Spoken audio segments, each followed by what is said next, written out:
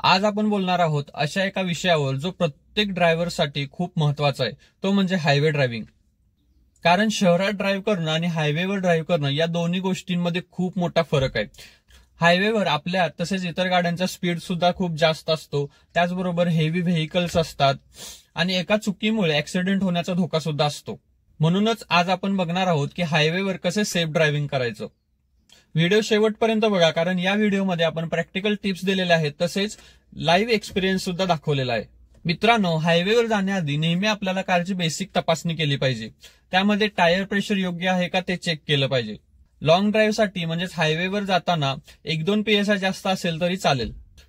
त्याचबरोबर headlights, break lights तसेच indicator सगळे वर्किंग कंडिशनमध्ये आहेत का ते चेक करा, कारण या गोष्टींचा हायवेवर खूप जास्त फायदा होतो. त्यानंतर मिरर्स नीट ऍडजस्ट करा, रियर आणि दोन्ही साइड मिरर्स दोन्ही सुद्धा. आणि सगळ्यात महत्वाचं म्हणजे तुम्ही सीट बेल्ट लावा आणि इतरांना सुद्धा लावायला सांगा, कारण हायवे म्हणजे फक्त वेग नव्हे तर हायवे म्हणजे डिसिप्लिन सुद्धा आहे. जेव्हा तुम्ही हायवेवर गाडी चालवत असता तेव्हा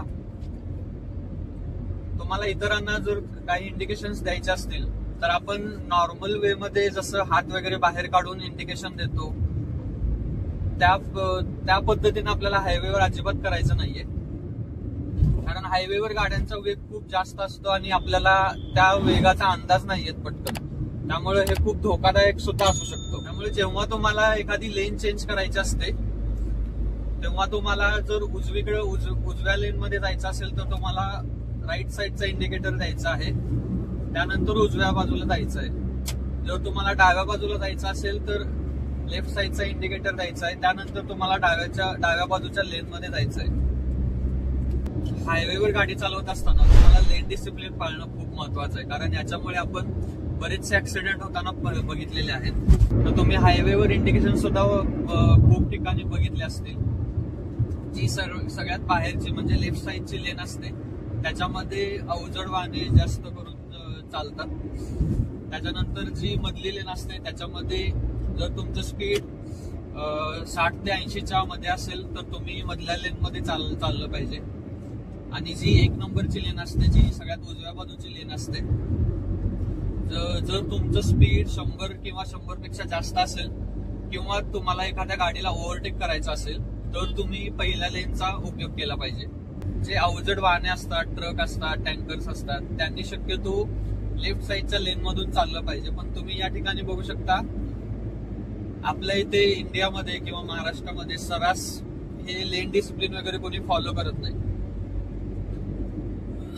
तर मिडल किंवा राईट साईडच्या लेन मधून सर्रास तुम्हाला अवजड वाहने दिसतील. त्यांच्यामुळे ट्रॅफिक सुद्धा जाम होतं आणि मागच्या वाहनाची विजिबिलिटी सुद्धा कमी होते. तर आता तुम्ही पाहू शकता आपण पुणे-सातारा हायवेवर आहे आणि हा 3 लेनचा रोड आहे. तर अशा रोडवर जेव्हा तुम्हाला एखाद्या गाडीला ओव्हरटेक करायचं असेल तेव्हा तुम्ही पहिल्यांदा इंडिकेटर द्याल, त्यानंतर थोड्या वेळासाठी वाट पाहाल, मागच्या गाड्यांना तुमच्या गाडीचा अंदाज येऊ द्याल. तसेच तुम्ही सुद्धा मागच्या गाडीचा जो स्पीड असेल त्याचा अंदाजा घ्याल आणि त्यानंतरच ओव्हरटेकिंगला सुरुवात कराल. तर मी समोरच्या टाटा पंचला अप्पर डिपर दिलेला होता, तर त्यांनी साईड न दिल्यामुळे आता आपल्याला लेन चेंज करून त्यांना ओव्हरटेक करायचंय. तर त्यासाठी मी लेफ्ट साईडचा इंडिकेटर दिलेला आहे, जेणेकरून माझ्या मागे असलेल्या गाड्यांना अंदाज येईल की मी आता लेन चेंज करण्याच्या पोझिशन मध्ये.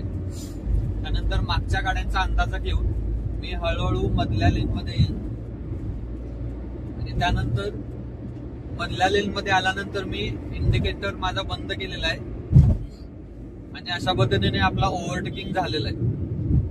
त्यानंतरचा महत्वाचा मुद्दा म्हणजे जेव्हा आपण दुसऱ्यांकडून ओव्हरटेक करताना अपेक्षा करत असतो तीच रिक्वेस्ट जेव्हा आपल्या मागच्या गाड्या आपल्याला करतात तेव्हा आपण सुद्धा त्यांना साईड देणं तितकंच गरजेचं आहे. पण हेही तितकंच महत्वाचं आहे की जर त्यावेळी तुम्हाला साईड देणं शक्य नसेल, त्यावेळी तुमच्या समोर किंवा आजूबाजूला ट्रॅफिक असेल तर तुम्ही अजिबात पॅनिक न होता शांतपणे तुमच्याच लेन मध्ये राहा. जर त्या गाडीला खरंच खूप गडबड असेल, ओव्हरटेक करायचीच असेल तर ते लेन चेंज करून तुम्हाला ओव्हरटेक करतील. बऱ्याच लोकांना हायवेवर गाडी चालवताना अशी सवय असते की समोरच्या गाडीला ते अप्पर डिप्पर किंवा सारखे हॉर्न देऊन पॅनिक सिच्युएशन मध्ये आणतात. तर अशा वेळी तुम्हाला अजिबात पॅनिक व्हायचं नाहीये. जर तुम्हाला शक्य असेल तर आणि तरच तुम्हाला फक्त साईड द्यायची आहे त्या गाडीला. आणि साईड देताना सुद्धा आधी इंडिकेटर लावून मागच्या ट्रॅफिकचा अंदाजा घेऊन त्यानंतरच तुम्हाला त्या गाडीला साईड द्यायची आहे. जर तुमच्या मागे असणाऱ्या गाडीने तुम्हाला साईड देण्यासाठी रिक्वेस्ट केली नसेल, हॉर्न किंवा अप्पर दिला नसेल, तर तुम्हाला तुमची लेन मेंटेन करूनच गाडी चालवायचं आहे.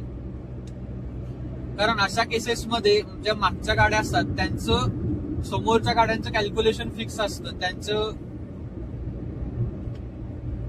समोरच्या गाड्या किती स्पीडमध्ये आहेत आणि त्यांना कोणत्या गाडीला कुठून ओव्हरटेक करून पुढे जायचं आहे हे त्यांच्या डोक्यामध्ये कॅल्क्युलेशन फिक्स असतं. त्यामुळे जर एखाद्या गाडीने तुम्हाला रिक्वेस्ट न करता तुम्ही साईड दिली तर त्यांचं ते कॅल्क्युलेशन तुम्ही बिघडवत आहात आणि याच्यामुळे अपघात होण्याचा सुद्धा धोका असतो. मंडळी, त्यानंतर आपल्याला जी गोष्ट लक्षात ठेवायची आहे ते म्हणजे ओव्हरटेक करताना गिअर शिफ्टिंग. जेव्हा आपण एखाद्या गाडीला ओव्हरटेक करणार असतो तेव्हा आपल्याला जास्त स्पीड सोबतच जास्त पॉवरची सुद्धा गरज असते.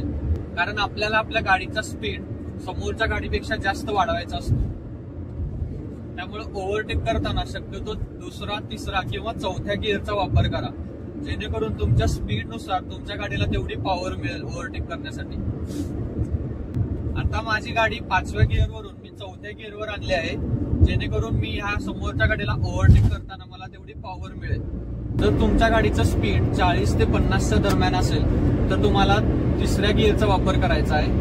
जर तुमच्या गाडीचं स्पीड 60 ते 80च्या घरात असेल तर तुम्हाला 4थ्या गिअरचा वापर करायचा आहे.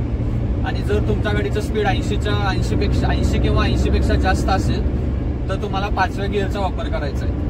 पण ओव्हरटेक करताना दुसऱ्या, तिसऱ्या किंवा 4थ्या गिअरलाच प्रेफर करा, कारण या गिअरमध्ये आपल्या गाडीचं स्पीड पटकन अटेन होतं. त्यानंतर पुढची काळजी तुम्हाला घ्यायची आहे हायवेवर गाडी चालवत असताना, ती म्हणजे 2 गाड्यांमधलं जे डिस्टन्स असेल ते तुम्हाला व्यवस्थित मेंटेन करायचं आहे. खूप लोकांना सवय असते की गाडी एकदम घासून किंवा चिटकून ते चालवतात. तर अशा केसमध्ये जेव्हा समोरच्या गाडीला अचानक थांबावं लागतं किंवा काही अडचण येतं तेव्हा त्या समोरच्या गाडीसोबतच तुम्हाला सुद्धा ब्रेक मारण्यासाठी पुरेसा वेळ मिळायला हवा. यासाठी तुमची गाडी आणि समोरच्या गाडीमधलं जे डिस्टन्स असेल ते तुमच्या अंदाजाने किंवा तुम्हाला कंट्रोल होईल इतकंच नक्की ठेवा. मित्रांनो, याच्या पुढची तुम्हाला एक काळजी घ्यायची आहे हायवेवर गाडी चालवताना, ती म्हणजे तुम्हाला तुमच्या गाडीचा स्पीड 80 ते 100च्या मध्ये मेंटेन ठेवायचा आहे. खूप लोकांना अशी सवय असते की एक्सप्रेस हायवे किंवा हायवे म्हटलं तर आपली गाडी 100च्या पुढेच पाहिजे. तर 80 ते 100च का? तर या स्पीड रेंजमध्ये तुमच्या गाडीचा परफॉर्मन्स हा खूप जास्त असतो. तुम्हाला खूप चांगली फ्युएल इफिशियन्सी सुद्धा 80 ते 100च्या रेंजमध्येच मिळते. या संदर्भात मी तुम्हाला एक एक्झाम्पल देतो.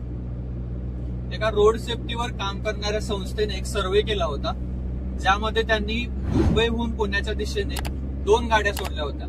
त्यातल्या एका गाडीचं स्पीड त्यांनी 80चं मेंटेन ठेवलेलं आणि दुसऱ्या गाडीचं स्पीड हे त्यांनी 100च्या वर मेंटेन ठेवलं होतं.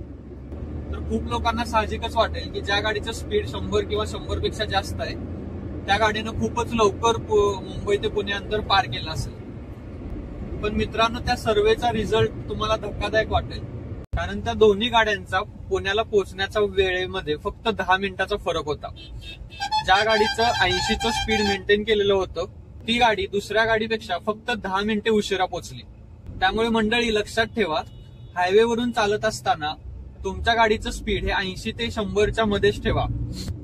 कारण जर तुम्हाला असं वाटत असेल की तुम्ही जास्त स्पीड ठेवलं की तुम्ही खूप लवकर पोहोचाल, तर फक्त 10 ते 15 मिनिटाच्या फरकाने तुम्ही लवकर पोहोचाल. आणि फक्त या 10 मिनिटासाठी तुमचा किंवा तुमच्या फॅमिलीचा जीव धोक्यात घालू नका. तर मंडळी, हायवेवर ड्राईव्ह करणं म्हणजे फक्त थ्रिल नाही तर एक रिस्पॉन्सिबिलिटी सुद्धा आहे. सगळ्यांना सेफ पोहोचवायचं हेच खरं ड्रायव्हिंग स्किल. जर हा व्हिडिओ तुम्हाला इन्फॉर्मेटिव्ह वाटला असेल तर लाईक करा आणि आपल्या कार गप्पा चॅनलला सबस्क्राईब करा. धन्यवाद.